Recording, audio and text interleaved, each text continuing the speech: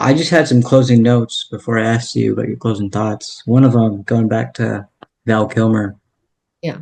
Again, you didn't know him, but Yeah. he was diagnosed or he got throat cancer, basically. That was his undoing. He was facing that for nearly a decade now. Actually, I think it's over a decade. Mhm. But I think it was interesting that that came to him Mhm. when he was at a point where it seemed like things were going really good for him. He was blacklisted from Hollywood for a few Okay. years, and he made this turnaround with doing these Mark Twain plays around the country. And Mhm. I was blown away by the performances and the writing, and I thought it was great. And I think it's so interesting that at that time in his life, where it seemed as if he had reached an apex, Mhm. where he was really going to make a comeback and turn around, Mhm. things went south for him. And just from a Muslim perspective, I think that's interesting too, because that's that's Allah's decree. That's how it happened. But also just that concept of Nazar, evil eye. Like man, he really could have made a turnaround, but things went south for him. So I just thought it was interesting. And there's this movie called Babylon. I don't know if you've seen it, but there's an interesting moment in there where Brad Pitt's character, he was a big star for a while, Mhm. and then at some point he's in the middle age now, and his career's not kicking it off. People don't like his movies; they laugh at him, and he just doesn't understand it. And so he speaks to a publicist about this, a journalist, and she says to him, "There's no secret to it. I mean, you're old news now. Mhm. But be grateful because you were a part of this industry, Mhm. and with all these films that you've made, after you're dead, your ghosts and the ghosts of everybody else that's been a part of this, they'll dine together there. That's all you have."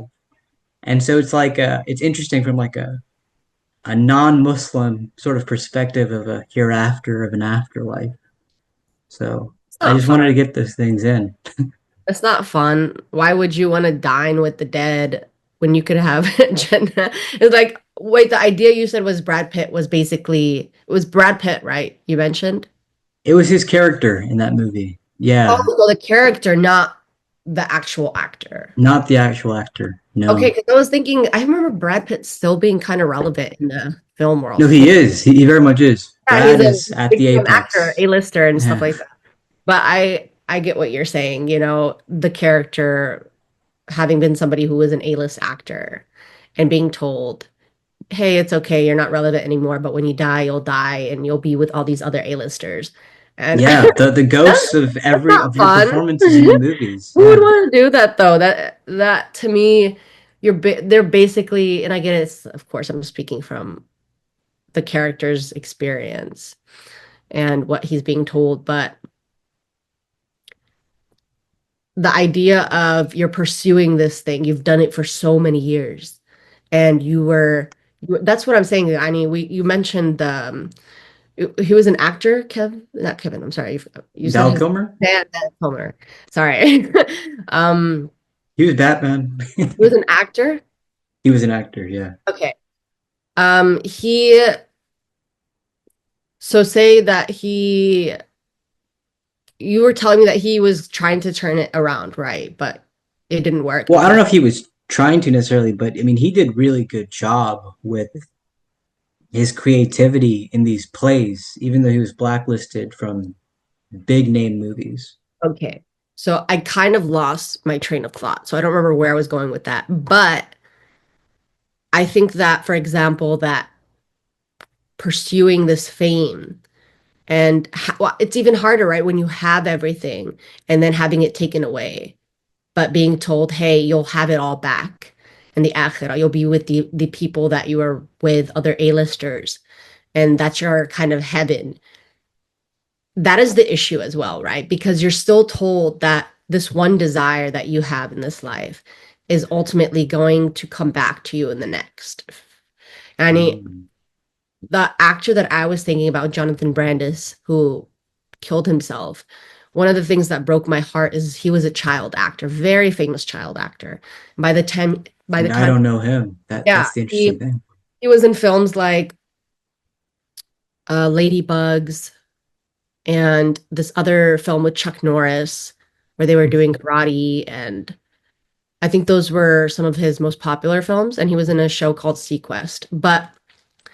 And he was like very known in the 90s, early 90s.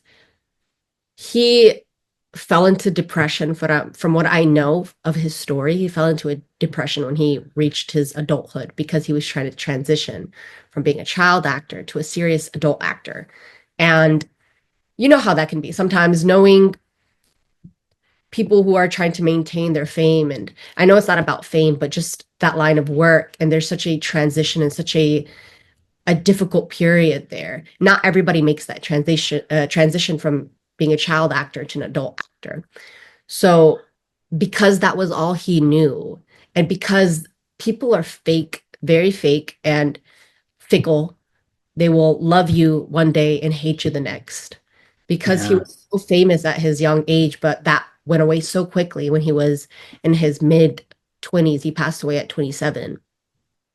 Wow. 27 Club. That's like a couple years. That's my sister's age. She just turned 27, and she probably doesn't want me to say that. She's like, "I'm getting old." But so him. So the idea of, okay, this is all that there is to life is, the work that I've been doing. But it's also hard because that's all you really knew, right? You're engulfed in this world where you're constantly acting. I'm sure school was on set. I'm sure they didn't go to regular school at one point. You kind of have to get away from that so that when you reach that adulthood and you're not relevant anymore, and your stories, the stories that you're writing, because he would write a script and it would be turned down, like everything that he's trying to do in his adult life that he quickly had in his child life. That I can only imagine the kind of depression that makes somebody roll into before they make the choice that you can't come back from. So bringing back to Brad Pitt's character, so that being told that you were once relevant and now you're not, if that person only has acting, only has fame and money as their number one, then that's the kind of choice that you would make ultimately in the end because you have nothing else. You have nothing more to believe in. You have nothing more to uh just move towards a path. That's why when I was talking about prioritizing what's important to you is so important. That's why even though I love filmmaking, I love writing and directing, and inshallah bi'ithnillah, I pray that one day it'll make it to Hollywood and be like the biggest thing. But if khalas, Allah subhanahu wa ta'ala didn't write that for me, it's not the end of the world. I if Allah subhanahu wa ta'ala wrote that I would die alone. I mean, it would sound very morbid, but like die alone, if die trying to visit my country, die this, I'm okay with that because I know that Allah subhanahu wa ta'ala, being the person that I am and having alhamdulillah and inshallah, may He continue giving us our faith, having the faith that we have, I'm okay dying with that than living to be 100 with everything in this life, but nothing to show for it in the next. Which is kind of, I feel like I said that a lot earlier, but I just want to close it off that way as well. The Yeah, that was importance. a great way to close it off. And actually, what's Babylon, that film, that scene with Brad Pitt was the best scene, and it's etched into my mind. And the writing is so strong, and he walks out of that room sad. He had to face the reality, and spoiler, he actually kills himself at the end of that film. I He didn't even shoots know that. himself. SubhanAllah, you see that? Yeah, you didn't even know that, and I that was spoiled it. the film. I mean, I basically wrote the film before I knew the ending of the film.